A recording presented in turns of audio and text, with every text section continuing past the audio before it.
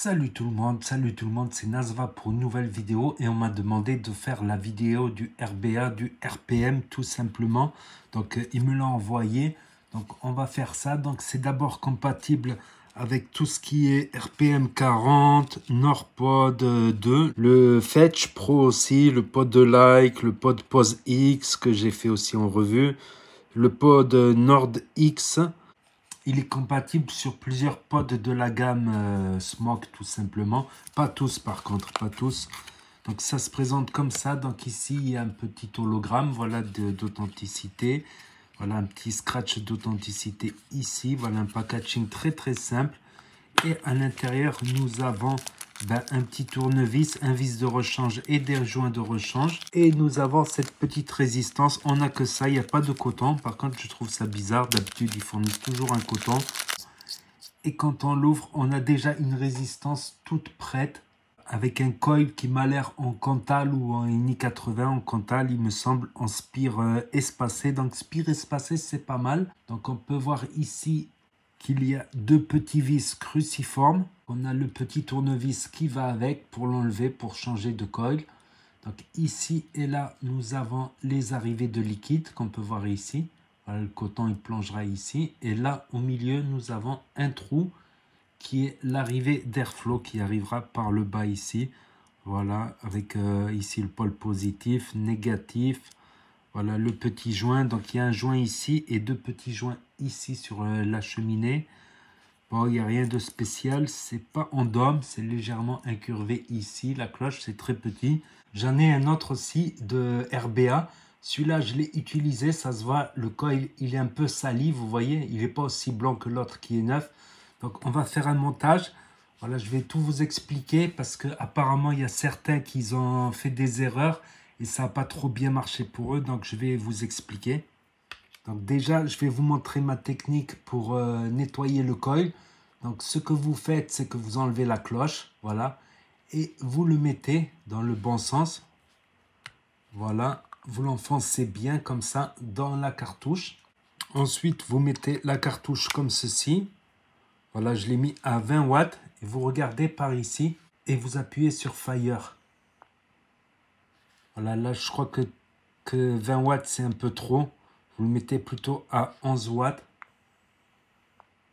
Voilà, et vous le faites rougir un petit peu. Ça va le nettoyer, on va dire. Ensuite, vous l'enlevez. Vous attendez parce que c'est un petit peu chaud. Vous le retirez. Et là, vous voyez, le coil, il est beaucoup plus propre. Il n'y a plus les petites saletés qu'ils ont brûlées, justement.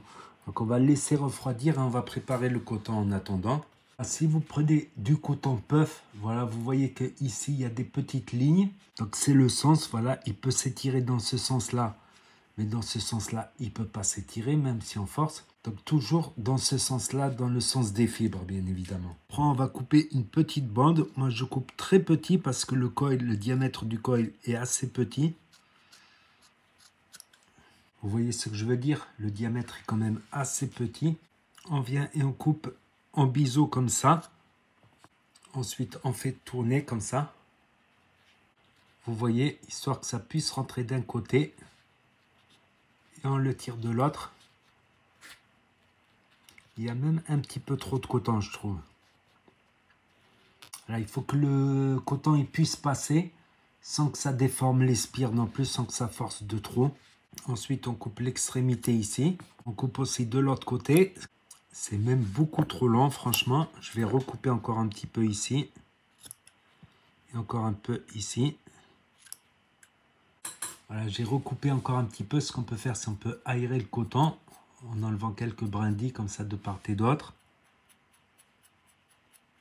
Ça facilitera la capillarité. C'est un point très important, la capillarité. Il faut bien que le jus, il arrive. S'il y a trop de coton dans les arrivées de liquide, vous voyez, c'est des petites arrivées de liquide. S'il y a trop de coton dans les arrivées de liquide, ça ne va pas bien marcher. Ça ne va pas être très très bon. Ça ne va pas être bon au goût. Ça va sentir le brûlé plutôt qu'un bon goût. Donc on aère bien les cotons. Ce que vous pouvez faire, c'est que vous pouvez enlever quelques brindilles. Voilà. Vous pouvez même couper quelques brindilles. On va essayer comme ça.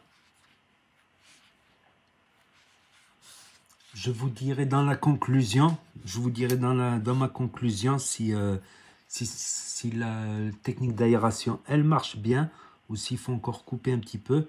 Et ensuite, on fait rentrer ici, dans les arrivées de liquide. Vous voyez ce que je veux dire? C'est pour ça que la pince de Bruxelles est très très pratique pour ça.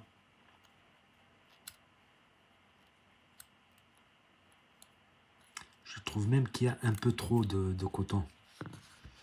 Pour des petites arrivées de liquide comme ça, finalement, c'est pas si simple que ça. Ce que je vous conseille même, c'est encore de couper un petit peu, voilà. Vous prenez votre coton comme ça, vous coupez encore un petit peu, plutôt comme ça. Ouais, comme ça, vous pouvez couper. Et de l'autre côté aussi, pareil. Voilà, qui est un petit peu moins de coton. Même on peut recouper encore un petit peu là. On peut recouper encore un petit peu là.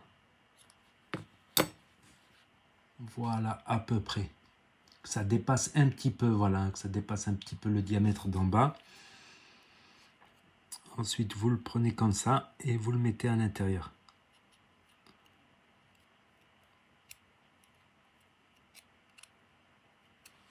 Pareil de ce côté.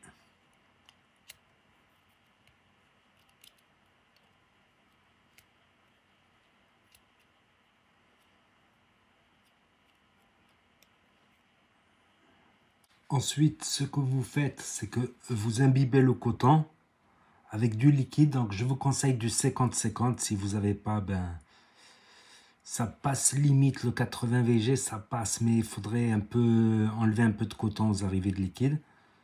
Donc, on imbibe bien le coton comme ceci.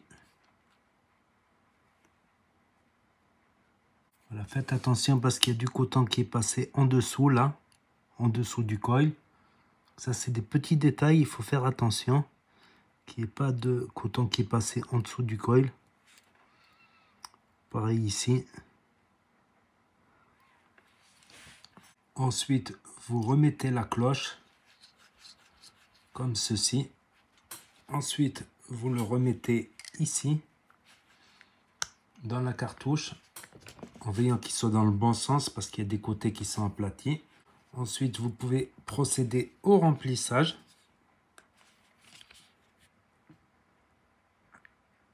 Ensuite, on referme. On remet le drip tip. Ensuite, on le remet sur la box comme ceci. Et là, la box, qu'est-ce qu'elle m'indique? Elle m'indique 0,59, 0,6. Donc, commencez petit en wattage et après vous augmentez par exemple à 13. Voilà, quand on appuie, ça marche. Après, on monte à 14.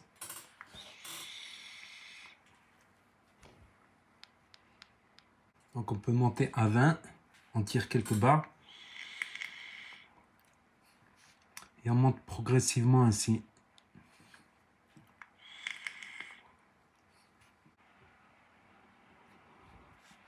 Donc ça marche, je suis monté jusqu'à 24 watts, ça marche.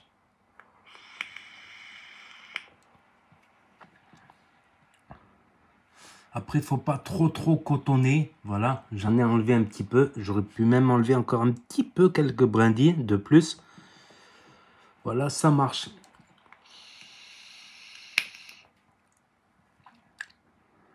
Un point positif, c'est que c'est pas cher. Il n'y a qu'un bout de coton à changer et chaque fois, ben, vous faites un petit dry burn comme j'ai fait à vide pour faire rougir le coil et le nettoyer. Vous attendez qu'il refroidisse, vous remettez un coton. Voilà, et ainsi de suite jusqu'à ce qu'il y ait le mauvais goût qui s'installe dès que le coton il est usé. Donc, point positif ça. Niveau saveur, ben, on est sur des saveurs MTL.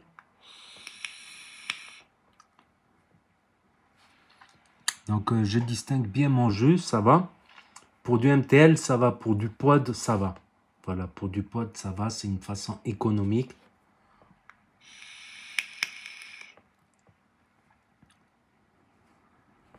Donc, en point négatif, je dirais que le plateau, il est très petit, franchement. Donc, c'est dur à travailler. C'est faisable, par contre, c'est faisable. Voilà, surtout si vous avez la pince de Bruxelles. Vous avez vu là, la petite pince, là, comme ça. Ça facilite un peu, sinon ça devient assez dur à mettre les cotons dans les arrivées de liquide. Après, vous pouvez tout aussi bien prendre un clairomiseur spécial sur une box, voilà. Mais si vous commencez avec une Fetch, un RPM, un Nord X ou un Nord 2, ben, ou un pause là, ben, vous pouvez avoir cette résistance pour faire des économies de résistance. Et c'est pas mauvais en saveur, c'est pas mauvais.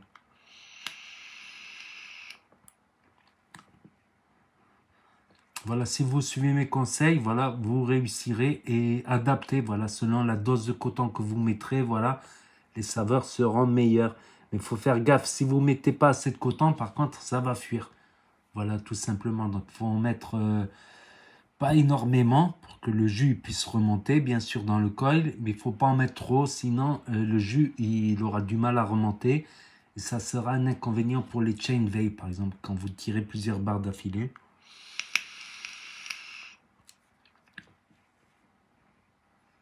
Voilà, c'est à peu près tout là-dessus sur ce petit coil RPM. Donc n'hésitez pas à me dire ce que vous en pensez ou si vous avez des questions dans les commentaires. N'hésitez pas à mettre un pouce bleu, à vous abonner, à cliquer sur la cloche. Et je vous dis à très bientôt pour de nouvelles vidéos. C'était Nasvap pour vous servir et vous savez très bien que si le courant passe, eh ben, la cigarette elle trépasse et ça va peu bien.